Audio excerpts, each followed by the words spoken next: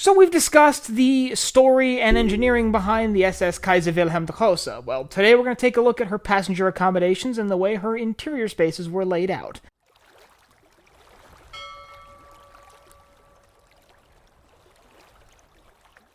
Now, before I jump right into this, there's one thing I want to get out of the way. It seems like every time I do one of these interior layout videos talking about an ocean liner, I'm going to run into some unique kind of problem. For the Teutonic class, I couldn't find deck plans for the uppermost deck. For the Kaiser-Class here, I can't find ones in English, so I'm going to be running all of these through Google Translate and trying to do the best I can, but I don't speak German, so I'm going to be working with what I have here, so if there's a few little inaccuracies, bear with me. Anyway, let's just jump right in. So as one would expect, the lower two decks of the ship below the waterline are dominated by her engineering spaces. Clusters of large boilers, her reciprocating engine rooms. The boilers themselves would be located in clusters underneath each of her two sort of sets of funnels, with the engine spaces being located behind that. And all of this would have taken up two decks. Each of these main elements, by the way, would have been separated by a large coal bunker for storing the ship's coal. You don't really start seeing passenger accommodations until you reach the third deck, which is the first set of portholes above the waterline. At the bow section of the ship, you would see large dormitory-style bunking situations for steerage-class passengers. Now, this is pretty much par for the course for ships of this day and age.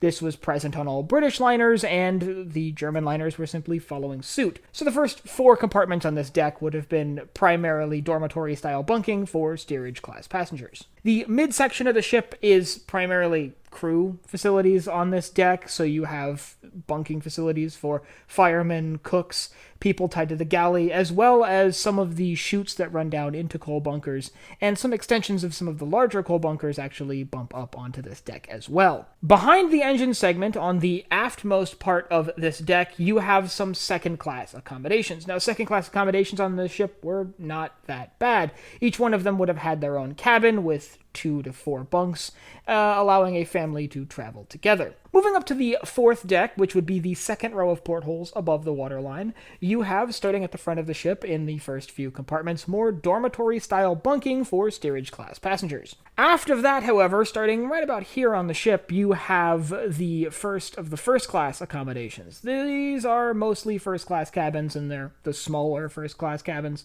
You would have also had, right below the bridge, basically straight down, the forwardmost staircase for the first-class passengers. As you reach the midsection of the ship, you come to the ship's first-class dining saloon, which is simply called the main hall on the deck plans, so making some assumptions here based on its location and furniture layout.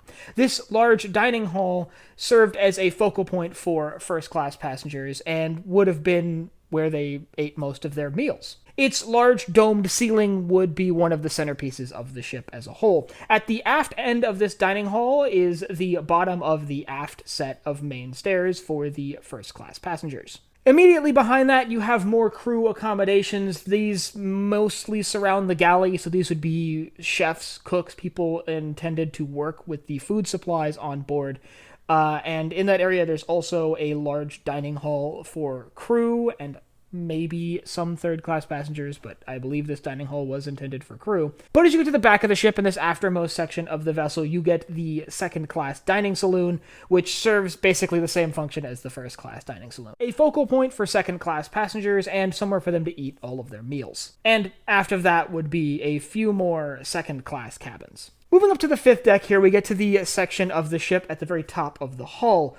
Starting at the bow, you're looking at the spaces inside the forecastle, which are dominated by crew spaces, mainly accommodations for crew members and such, which was pretty common on ships of this day. As you moved after that, you get to the forward well deck, which is one of the main loading points for the ship's cargo holds located far below. And as you move into the superstructure, you get more first-class cabins. These dominate this deck. Most of this deck is first-class cabins. These are relatively small cabins with 1 or 2 beds, but would still be basically the run-of-the-mill for most of the first-class passengers. Now, there is an exception for this sort of sea of first-class cabins rule, where there are 2 main stairwells that pass through the first-class sections of the ship, one directly beneath the bridge, and one here directly in front of the third funnel. As you get to the aft sections of this deck, you get a handful of second-class cabins, but they really kick off as you advance back into the sort of very stern of this deck, which are just